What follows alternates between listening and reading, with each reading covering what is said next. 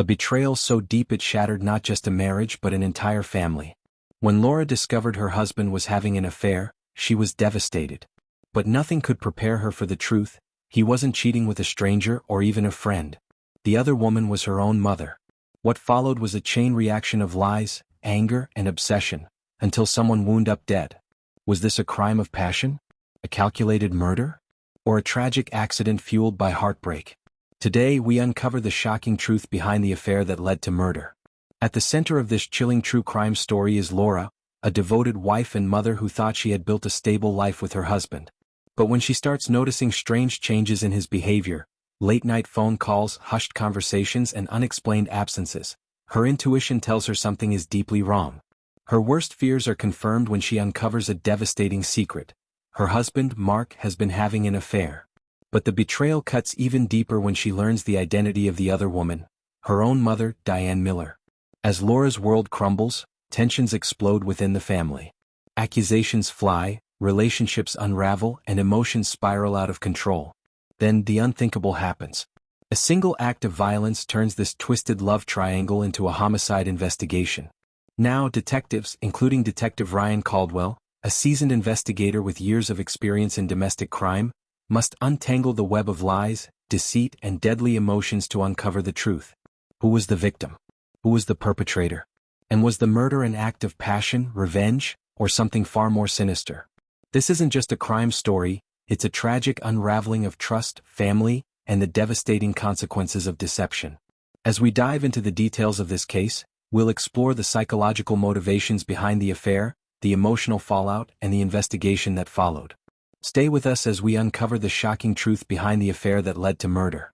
And if you love gripping true crime stories, be sure to subscribe to the channel so you never miss a case as shocking as this one. Laura Bennett had always believed that she and her husband, Mark, shared an unshakable bond. Their marriage had its ups and downs like any other, but she had never imagined infidelity would be a concern, especially not an affair that would destroy the very fabric of her family. Yet over the past few months, something in Mark's behavior had shifted, and the changes were impossible to ignore. Laura had first noticed subtle changes in Mark's behavior that, at the time, she tried to brush off. He had always been predictable in his habits, a man of routine. He woke up at the same time every morning, had coffee before heading to work, and usually came home at a set hour. But suddenly those routines started to change. He started working late more often, sometimes staying out past midnight without a valid explanation. He became protective of his phone, keeping it on silent and always carrying it with him even to the bathroom. There were long moments of zoning out, where he seemed lost in thought, distracted, distant. His intimacy toward Laura diminished, from the way he kissed her goodbye to how he responded to her at night. Laura tried to rationalize it. Maybe he was stressed. Maybe he was dealing with work issues that he didn't want to talk about. Maybe she was just overthinking. But her instincts told her otherwise. One evening, as they sat in the living room, she noticed him texting someone, a faint smile forming on his lips before he quickly turned the screen away. She didn't say anything, but something inside her shifted. She started watching him more closely. She began paying attention to the way he left the room whenever he took a phone call, how he would make excuses to run errands that took longer than necessary, how he always seemed to be lying about something small, whether it was about who he was texting or where he had been. The worst part was that every time she asked, he would gaslight her, making her feel like she was paranoid. "You're imagining things, Laura. I'm just tired from work. You don't trust me?" She wanted to believe him. But the sinking feeling in her gut only grew stronger. It wasn't just Laura who started noticing something was off. Her best friend, Stephanie Carter, had made a passing comment one day that stuck with her. "Hey, have you noticed how much Mark and your mom have been talking lately?" Laura frowned. Her mom, Diane Miller? "What do you mean?" she asked, confused. "I don't know. I saw them talking at Noah's birthday party and it felt off, like too familiar. I just figured maybe I was reading too much into it." Laura laughed it off at first. Her mother and Mark had always had a good relationship, but nothing inappropriate. Why would she think that? But as time passed, other people started making comments. Her sister Emma had noticed how Diane always seemed to defend Mark, even when Laura voiced small frustrations about him. A neighbor mentioned seeing Mark's car parked near Diane's house late at night.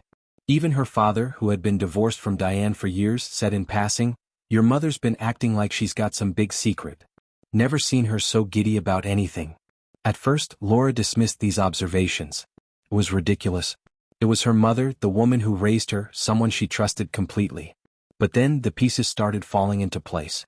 She realized that Mark had been visiting her mother more often than usual. It started with innocent excuses, helping her fix something around the house, dropping off groceries, keeping her company since she lived alone. But the visits became too frequent. The excuses became too weak. And the more she watched them interact, the more uneasy she felt. One night, she even noticed her mother texting someone with a smile on her face, quickly hiding the phone when Laura entered the room. Her stomach twisted. No, it wasn't possible. Was it? Laura tried to shake off the thought. She refused to believe it.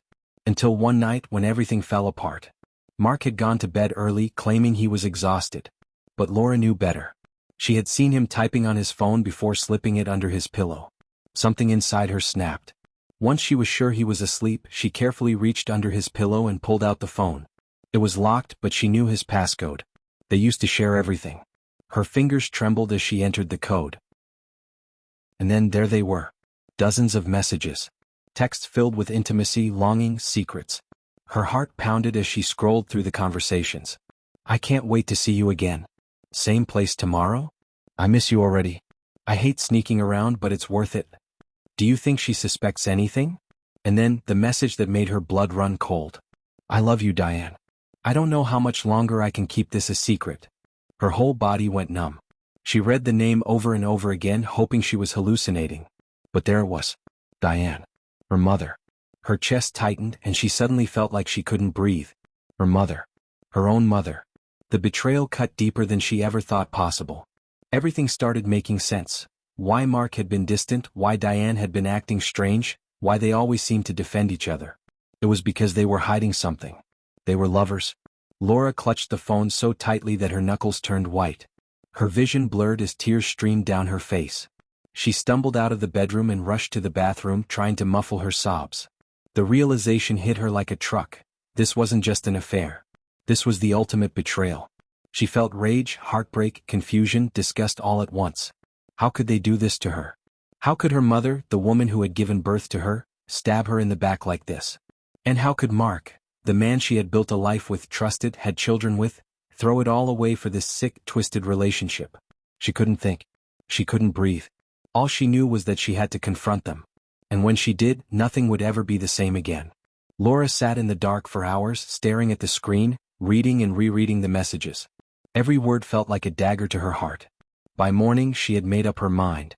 She was going to get the truth out of them, no matter what it took. And that was when everything spiraled out of control. Over the next few sections, we will unravel the murder, examine the forensic evidence, and uncover shocking testimonies that reveal what really happened. Was it a crime of passion? Did Laura seek revenge? Did Mark snap under pressure? Or was Diane hiding a deadly secret of her own? One thing is certain, this was no accident. And by the end of this investigation, justice would have to be served. Before we dive deeper, make sure you subscribe to the channel so you never miss a case like this. Because trust me, this story is only getting started. Laura had spent the entire night pacing, her mind spinning in a whirlwind of emotions: rage, heartbreak, disgust. The words on Mark's phone had burned themselves into her mind, replaying over and over again like a nightmare she couldn't escape. Her husband, her mother, together. She couldn't ignore it. She couldn't pretend it wasn't real. By the time the sun began to rise, she had made up her mind. She needed answers. And she needed them now. Laura hadn't planned on confronting them so soon. She wanted to think it through, to gather herself, to prepare for what was to come. But when she walked into the kitchen that morning and saw Mark casually sipping coffee at the table, scrolling through his phone as if everything was normal, something inside her snapped. She slammed his phone down on the table in front of him, making him jolt in surprise. Unlock it. Mark frowned, his eyes flicking from the phone to her face. What's wrong with you? I said unlock it. Her voice was eerily calm, but her hands trembled at her sides. Mark sighed, rubbing his temple. Laura, I don't know what you think you found. Don't. Her voice cracked, the weight of her pain breaking through. Don't lie to me. Not this time. Mark hesitated, but she saw the flicker of panic in his eyes, the realization that he had been caught. Laura grabbed the phone and, with a few taps, pulled up the text. She shoved the screen in front of his face. Explain this. Mark paled. His mouth opened slightly, but no words came out. Go ahead, Mark. Say something. Tell me why my husband is sneaking around with my mother. Tell me why you've been lying to my face for months. Tell me what the hell is going on." Mark finally spoke, his voice hoarse. "Laura, I can explain." "Explain?" Her voice rose to a near scream. "There is no explaining this. How long? How long have you been sneaking around behind my back?" Mark flinched at her words. He looked away, unable to meet her eyes. Laura's breathing was ragged. She felt like she was going to be sick. But she wasn't done. Without giving him a chance to answer, she grabbed her phone and dialed. Her mother answered on the second ring. "Sweetheart. I was just about to. Come to my house. Now." Diane hesitated. "Laura, what's now?" There was silence. Then a quiet, "I'll be right there." When Diane arrived, Laura was waiting at the door. The moment their eyes met, Diane's face went pale. She knew. Laura stepped aside, allowing her mother inside. Mark stood frozen in the living room as if hoping he could disappear. "Sit." Laura's voice was hollow, void of any warmth. Diane hesitated before sinking into a chair. "Say it," Laura demanded, her voice shaking. "Say it to my face." Her mother's hands trembled in her lap. "Laura, say it." Diane's eyes filled with tears. "I never meant for this to happen." Laura laughed bitterly. "Never meant for what? To betray me? To sleep with my husband? To ruin my life? It wasn't like that." "Then tell me what it was like, Mom.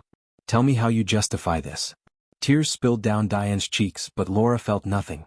No sympathy, no sadness. Just rage. "I didn't plan this," Diane whispered. "Mark, he was there for me. After your father left, I was so lonely, and he understood me in a way no one else did." Laura let out a sharp breath.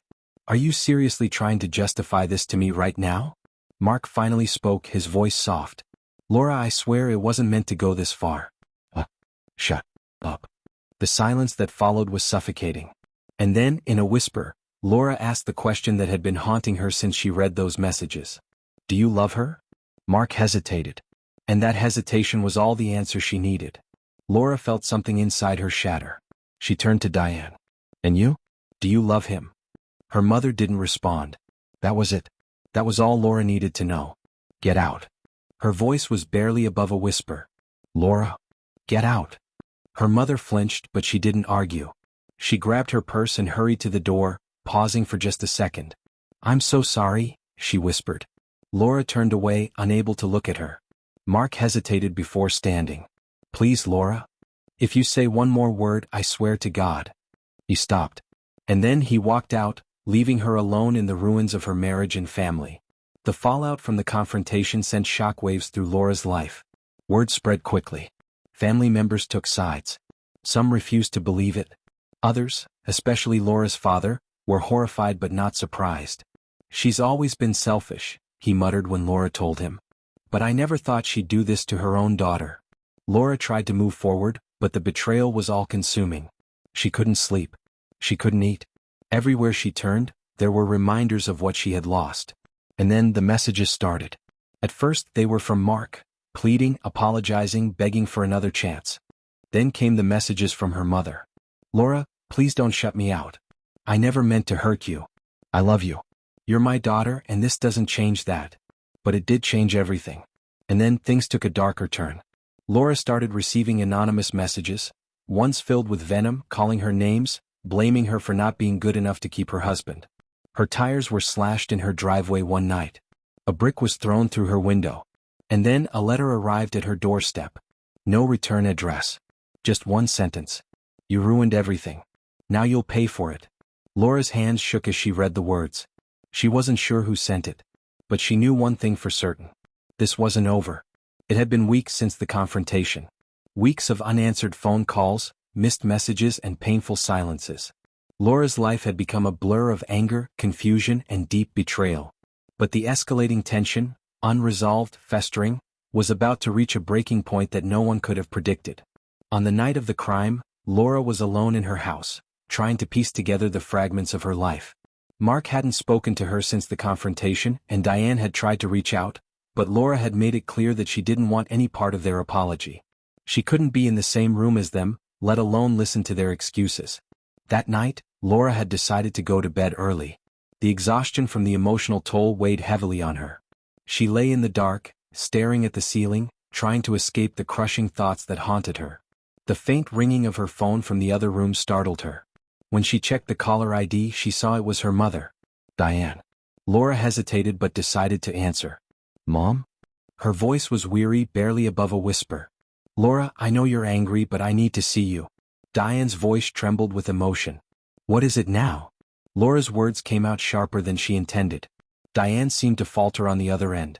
I need to make things right. Please. I'll be at your house in 10 minutes. Laura didn't know what to say. She couldn't make sense of it anymore. She hung up, her heart heavy, torn between the desire for closure and the emotional exhaustion that had taken over her. By the time Diane arrived, Laura had barely moved from her spot in bed. She didn't feel like seeing her mother, but something in Diane's voice, something desperate, had caused her to reconsider. Diane let herself in, the sound of the door creaking open and closing softly. Laura? Diane called out quietly, stepping into the living room. Laura's response was muffled, her voice barely audible. I'm in the bedroom. When Diane entered, her eyes were red, her face pale from stress. What do you want, Mom?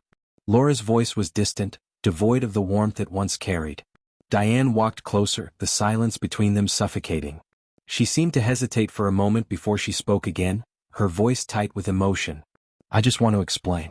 I want you to know that I never wanted things to get out of hand. This was never supposed to happen. Laura, however, had no patience left for apologies. Then why did you let it happen? Why did you betray me? Diane took a step closer. I don't have an answer for that. But I do know that Mark, he's not who you think he is. He's dangerous, Laura. You need to get away from him. Before Laura could respond, the sound of footsteps outside the door interrupted the conversation. It was Mark. When he stepped inside, his expression was dark, his face contorted in a mixture of guilt and anger. Mom, we need to talk. The tension in the room was thick. There was a sense of inevitability that hung in the air. Laura stood up slowly as if bracing for the final blow. Diane turned toward her daughter, her face etched with sorrow. Laura, please? But Laura wasn't listening. Her thoughts were racing. This was it. This was the moment when everything would either fall apart or finally end. Without warning, Mark moved toward Diane. His hand gripped her arm tightly, and Laura could see the tension in his body. I told you to stay away from her. Mark's voice was low, filled with warning. Diane looked at him with a mixture of fear and defiance. You've been lying to me, Mark. You've been lying to everyone. Mark's face twisted in rage. You have no idea what you're talking about. He let go of her arm, but his eyes didn't leave Diane's. Laura watched, frozen in place. The silence that followed was deafening. The tension was so thick it felt like the air itself was pressing down on her. And then it happened. A moment of violence that no one could have predicted. Mark lunged at Diane. His hand shot out in a blur, his fingers curling into a fist. Diane screamed, but it was too late. The sound of a struggle echoed through the house, and then, the gunshot. Everything seemed to freeze. The deafening crack of the gunshot reverberated in Laura's ears. She couldn't move. She couldn't breathe. Diane collapsed to the ground, blood pooling around her.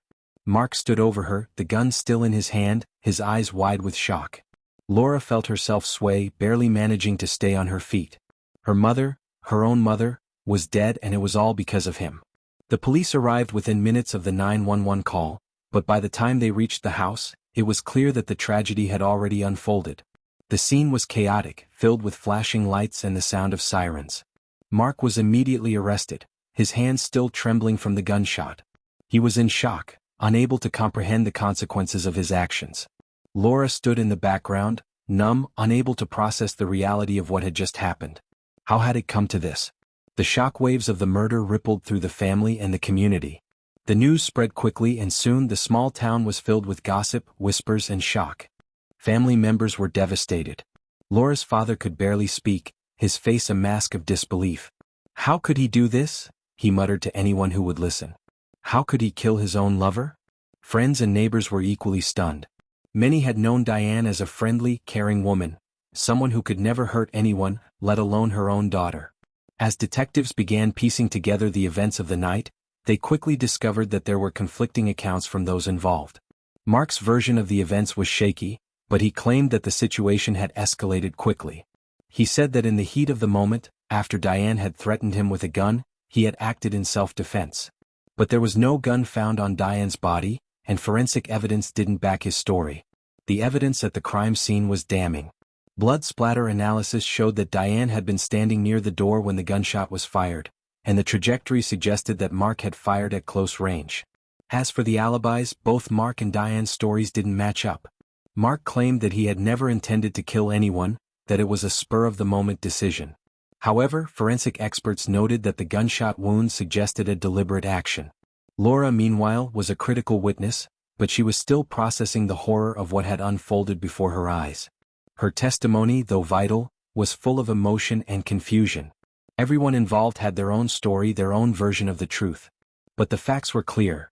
Diane was dead and Mark was the one who had taken her life.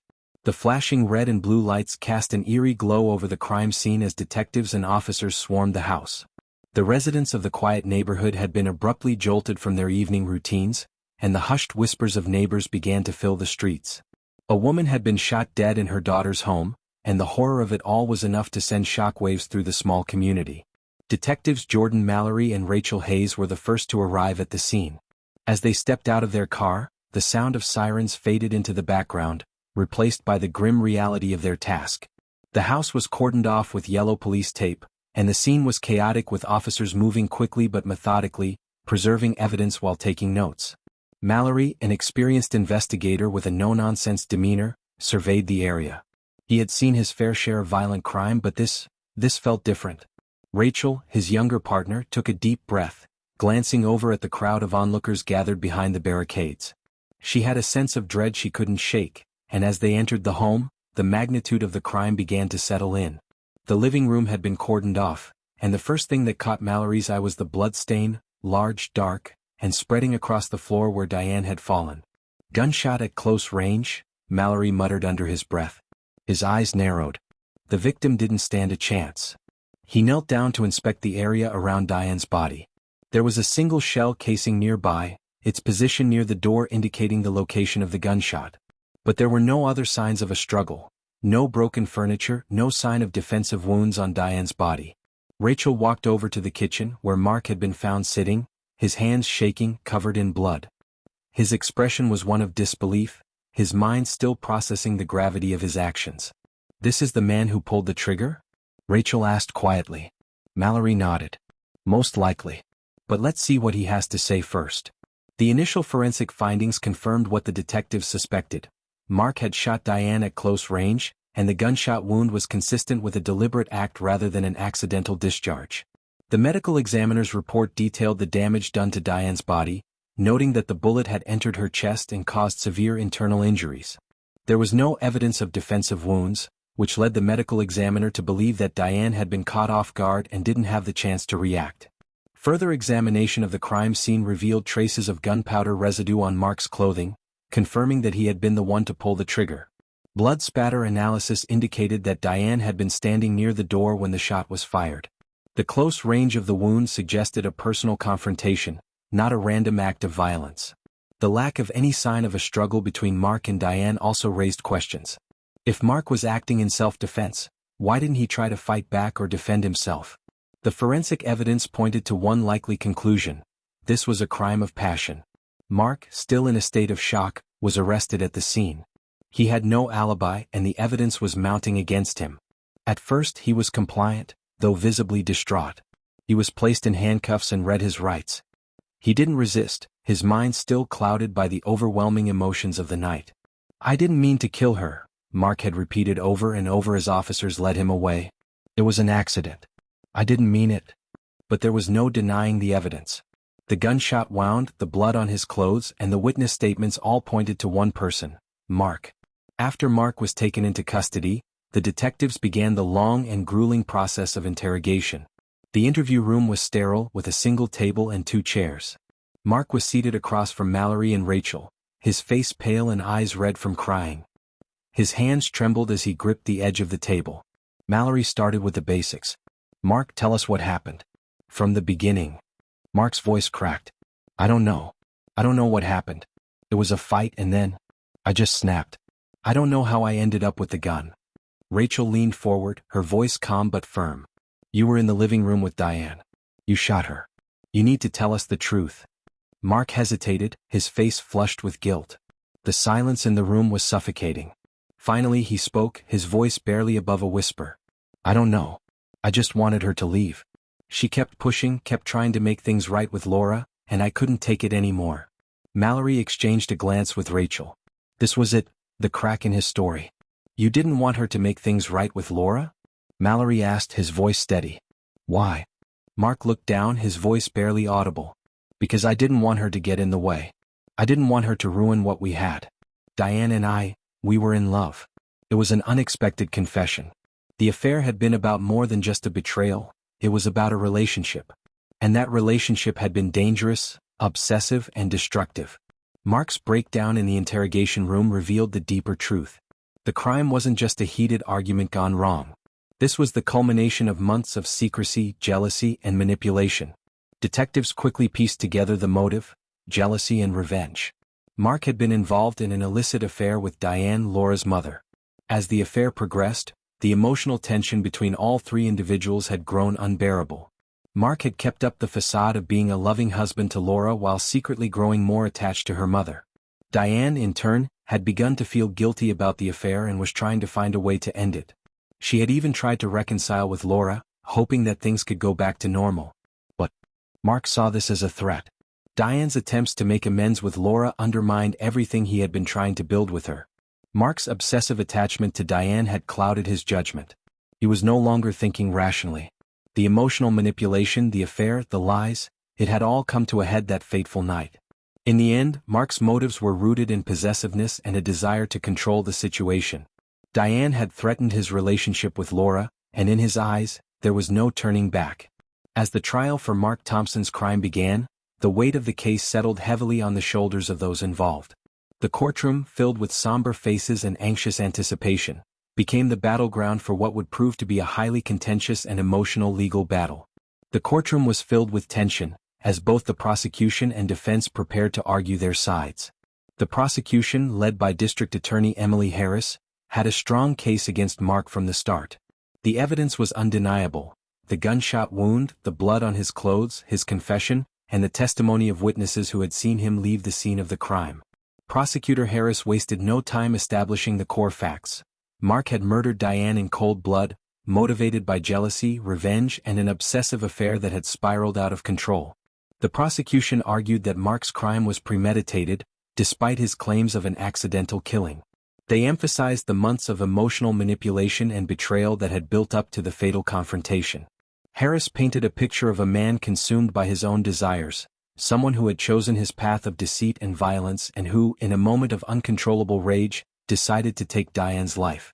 "We are here today because a man chose to betray his wife and mother-in-law, to betray every ounce of trust that should have been between them," Harris said in her opening statement. What happened on that night was not an accident, it was a calculated decision to take matters into his own hands. Mark Thompson's actions were deliberate, and now, someone is dead. In contrast, Mark's defense attorney, Vincent Callahan, tried to paint the situation in a different light. Callahan argued that the shooting had been a result of extreme emotional distress and that Mark had not intended to kill Diane. He presented the defense theory of temporary insanity, claiming that Mark's obsession with Diane had clouded his judgment. Callahan painted Mark as a victim of his own emotional turmoil, manipulated by the affections of an older woman who had taken advantage of his vulnerabilities. Callahan attempted to cast doubt on the prosecution's case, focusing on Mark's emotional state and the chaotic nature of the confrontation that led to the shooting. He argued that Mark was under intense psychological stress, grappling with the weight of the affair and the feelings of betrayal when he learned that Diane had begun to pull away. He suggested that Mark had snapped, overwhelmed by a sense of rejection and rage, leading him to pull the trigger without clear intent. "The truth is that Mark Thompson was pushed beyond his limits," Callahan told the jury. "What happened that night was tragic, but it was not premeditated. It was an act driven by confusion, pain, and an overwhelming desire for love, one that spiraled out of control." The trial took an unexpected turn when a series of testimonies revealed deeper layers of deceit, adding new dimensions to the case.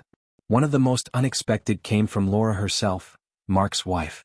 Laura, who had initially been deeply in shock over the events, took the stand with a calm, collected demeanor, but the emotions were evident in her eyes. She spoke candidly about her marriage to Mark, detailing the toll the affair had taken on her both emotionally and psychologically.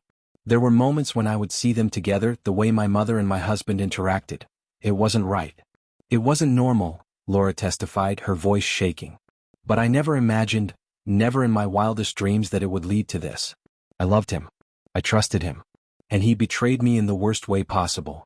Her testimony added a raw, personal element to the case that left the courtroom in stunned silence. The realization that Diane had not only betrayed her daughter's trust but had also participated in a toxic, destructive relationship with her husband created a powerful impact on both the jury and the public. But there was more. A surprise witness came forward, Tina, a former friend of Diane's who testified about a conversation she had had with Diane months before the murder. Tina revealed that Diane had confided in her about her troubled feelings regarding Mark. According to Tina, Diane had expressed guilt about the affair, and she had mentioned that she planned to end things with Mark before it spiraled out of control. Diane had even told Tina that she feared Mark's obsession with her was becoming dangerous. This testimony created a further rift in the defense's case, challenging their claim that Mark's actions were solely driven by emotional distress. It suggested that Diane had known the affair was damaging and had, in fact, taken steps to distance herself from Mark, a move that may have pushed him even further into a state of rage and possessiveness. After weeks of emotional testimonies and legal arguments, the jury deliberated for several days. The defense's attempt to use temporary insanity as a defense was met with skepticism, as the evidence overwhelmingly pointed to a premeditated act of violence. Mark had not acted in the heat of the moment, but rather had made a conscious decision to end Diane's life in a fit of jealousy and rage. The prosecution's argument that Mark had carefully orchestrated the events leading up to the murder resonated with the jury, particularly after Laura's heart-wrenching testimony. When the verdict was finally read, Mark Thompson was found guilty of second-degree murder. The jury determined that while he had not premeditated the crime in the strictest sense, his actions were driven by an overwhelming emotional response that led to the fatal shooting. In her closing remarks, Judge Julia Simmons addressed Mark directly, emphasizing the loss of life and the profound impact his actions had on the family. Mark Thompson, your actions have taken the life of a woman who was loved, a woman who was a mother and a friend. Your betrayal cost her life, and you will now face the consequences of your choices. Mark's sentencing hearing was emotional. His eyes were red and swollen, filled with regret and guilt.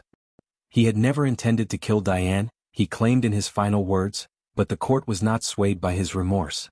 The judge sentenced Mark to 25 years in prison for his crime, with the possibility of parole after 20 years.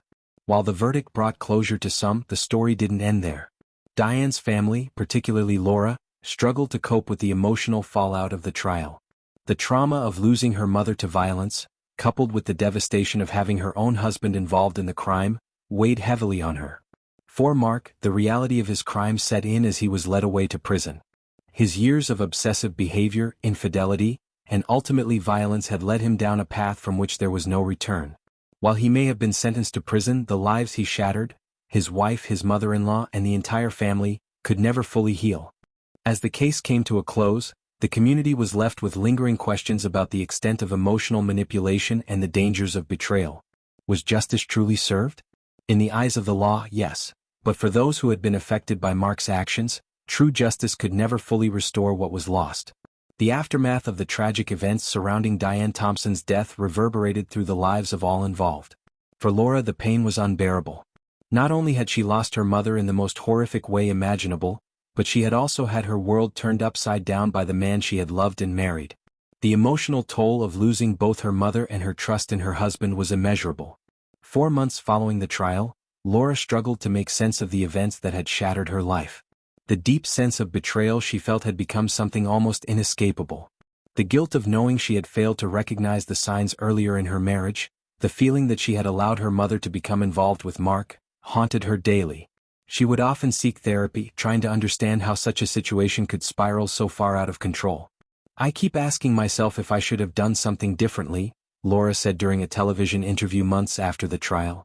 Could I have stopped this before it went so far? I didn't even know my own husband, or my own mother. Her emotional journey was compounded by the community's reaction.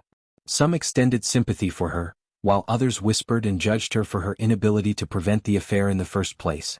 The local gossip and speculation made it even harder for Laura to heal. Many close friends and family members who had known Diane for years also struggled with the reality that someone they trusted had been capable of such betrayal.